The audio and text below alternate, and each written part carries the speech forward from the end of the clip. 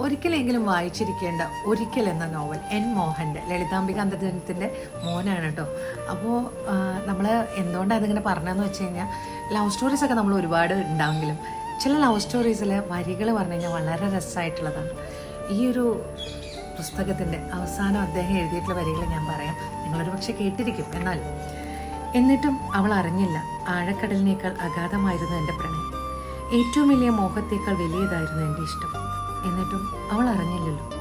ഇപ്പോൾ ഈ വൈകിയ വേളയിൽ പ്രപഞ്ചാന്ത്യത്തിൻ്റെ കോരിച്ചെരിയുന്ന ഈ പേമാരി എൻ്റെ കണ്ണിനീരാകുന്നു എന്ന സത്യം മാത്രം അവൾ അറിയുന്നുവത്രേ.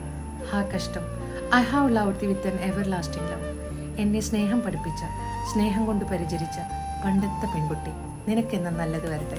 ഇങ്ങനെ പഴയ പ്രണയത്തിനോട് നല്ലത് വരട്ടെ എന്നൊക്കെ പറയുന്ന ആൾക്കാരൊക്കെ ഇന്ന് കുറവാണ്. അപ്പോൾ തൻ്റെ ലൈഫിൽ സ്വാധീനിച്ച ഈ സ്ത്രീയെക്കുറിച്ചിട്ട് എഴുതിയിരിക്കുന്ന ഈ പുസ്തകമാണ് DC ബുക്സ് ഇറക്കിയിട്ട്